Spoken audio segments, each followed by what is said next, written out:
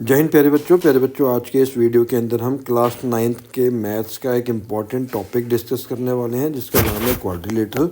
जैसा कि आप देख सकते हैं इसके अंदर हम क्वाड्रिलेटरल्स की टाइप्स और पैरेललोग्राम की प्रॉपर्टीज़ के बारे में सीखेंगे। तो आइए शुरू करते हैं आज का यह video. What is quadrilateral? First you must know any closed polygon with 4 sides, 4 angles and 4 vertices are called quadrilateral. ठीक है, तो क्वाड्रिलेटरल किसे कहेंगे? कोई भी ऐसा क्लोज पॉलीगन जिसकी 4 साइड हो, 4 एंगल हो और 4 वर्टिसेस हो, उसको हम क्या कहते हैं? क्वाड्रिलेटरल कहते हैं। इट कुड बी रेगुलर और इरेगुलर। रेगुलर मतलब जिसकी सारी साइड इक्वल हो, या इरेगुलर मतलब जिसकी अपोजिट साइड से इक्वल हो। दोनों तरह का हो सकता है। ठीक है, तो जैसा कि आप देख सकते हैं 4 साइड्स हैं 1 2 3 एंड 4। 4 एंगल है 1 2 3 एंड 4। 4 वर्टिसेस है 1 2 3 एंड 4। ठीक है, so this is quadrilateral. Next, angle sum property of a quadrilateral. This is very important if you are going to appear for your PT2 examination. तो ये properties आपको सारी आनी चाहिए। The sum of the 4 angles of the quadrilateral is 360 degree. तो इसके ऊपर एक क्वेश्चन पेपर में कई बार आ जाता है रेशियो करके 2:3:4:5 find all the angles of the quadrilateral. तो उस केस में आपने क्या करना है? सभी को लेट कर लेना है। लेट फर्स्ट एंगल भी 2x, सेकंड भी 3x, थर्ड भी 4x एंड फोर्थ भी 5x। इन सभी को प्लस कर लेना है। ठीक है, इन सभी को प्लस करके 360 के इक्वल करना है। x की वैल्यू निकाल लेनी है। जो भी x की वैल्यू आएगी आपने इधर सबके साथ उसको मल्टीप्लाई कर देना है, तो आपके चारों एंगल आ जाएंगे। और आपको अगर अपना आंसर चेक करना है तो इन चारों एंगल्स को प्लस करके आपका 360 डिग्री आना चाहिए। ठीक है, तो सभी एंगल का सम क्वाड्रिलेटरल का 360 डिग्री होता है। If we draw a diagonal in the quadrilateral it divides it into 2 triangle. अगर हम क्वाड्रिलेटरल में कोई डायगोनल बना देते हैं तो ये 2 ट्रायंगल में इसको डिवाइड कर देता है। And we know the angle sum property of triangle. Triangle की एंगल सम प्रॉपर्टी हमें पता है कि sum of all 3 angles of the triangle is 180 degree. The sum of angles of triangle ADC के भी तीनों एंगल का सम 180 डिग्री होगा और ABC के भी, क्योंकि 2 ट्रायंगल बन रहे हैं। ठीक है, तो ट्रायंगल ABC बन रहा है, एक ट्रायंगल ADC बन रहा है। ठीक है, इन दोनों के एंगल का सम 180 डिग्री होगा। और अगर हम इन सभी को ऐड कर दें by adding both we get angle ABCD is equals to 360 degree. ठीक है, तो ये इसका प्रूफ भी हो गया कि 360 डिग्री प्रूफ करो। क्वाड्रिलेटरल के सभी एंगल्स का सम 180 360 डिग्री होता है। तो 2 डायगोनल बना के 2 ट्रायंगल बन गए और दोनों का सम कितना होता है? 180 डिग्री। तो जब चारों एंगल को प्लस कर दिया तो कितना आ गया? टोटल 360 डिग्री हो गया। This is very important. Next एक एग्जांपल देख लेते हैं। एक एग्जांपल मैं आपको ऑलरेडी बता चुका हूँ क्वेश्चन का। ये दूसरा एग्जांपल है, find angle A and angle D if BC is parallel to AD। Angle B given है 52 डिग्री, एंगल C गिवन है 60 डिग्री। ठीक है, तो एंगल A और एंगल D फाइंड आउट करना है।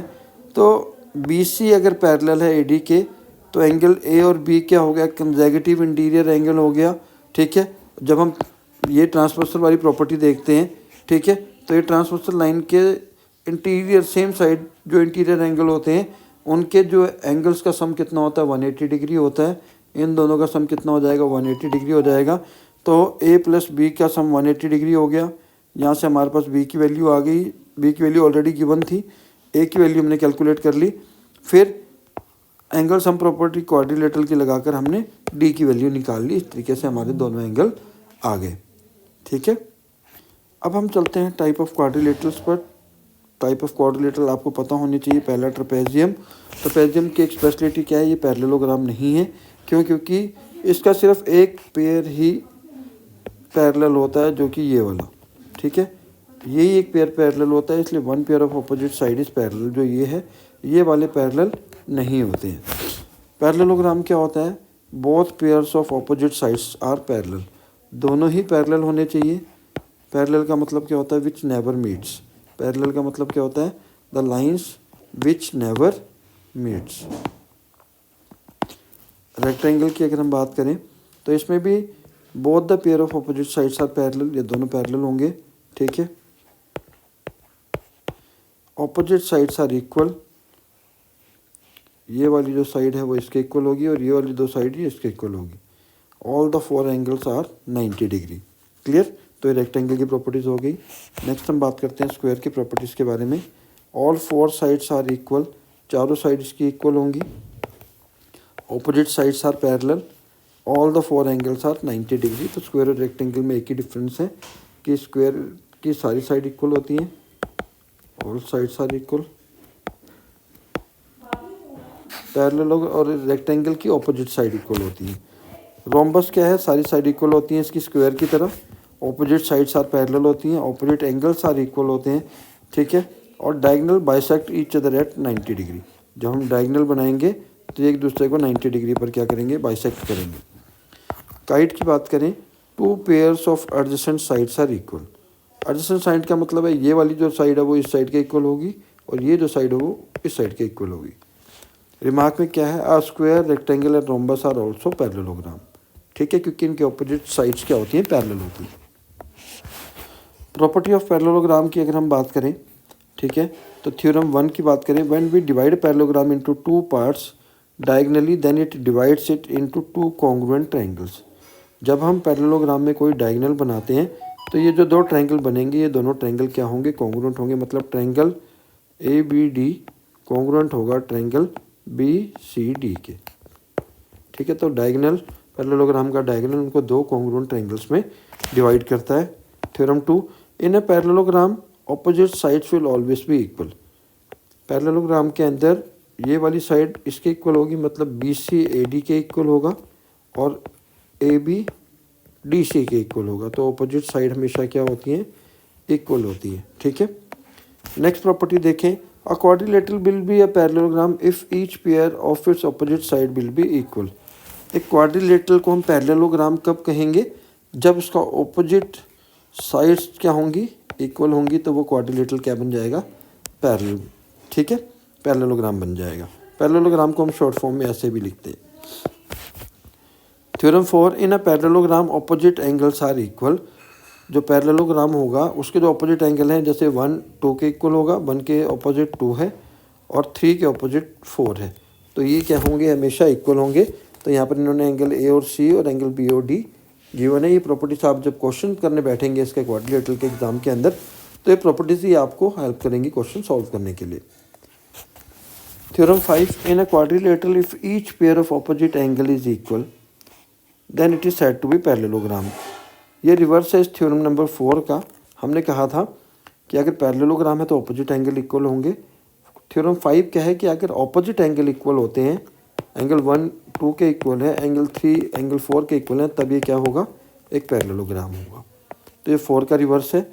The diagonal of the parallelogram bisect each other, ठीक है।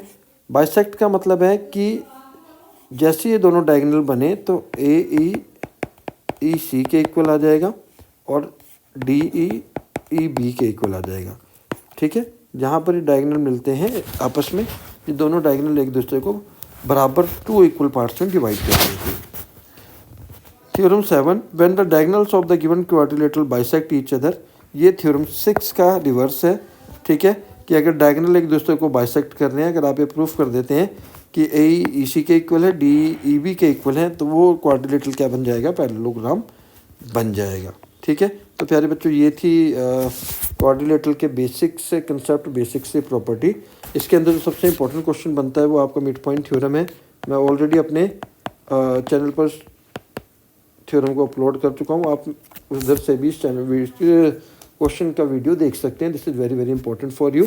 होप इस वीडियो में आपने कुछ ज़रूर सीखा होगा और ये वीडियो आपके कुछ क्वेश्चन को सॉल्व करने में आपकी हेल्प जरूर करेगा। अगर आप इस वीडियो में दी गई प्रॉपर्टीज़ को सीख लेते हैं तो आप सभी क्वेश्चंस को क्वाड्रिलेटरल के इजीली सॉल्व कर सकते हैं। तो प्यारे बच्चे आज के लिए इतना ही, फिर मिलते हैं नेक्स्ट वीडियो में। तब तक के लिए जय हिंद, जय भारत।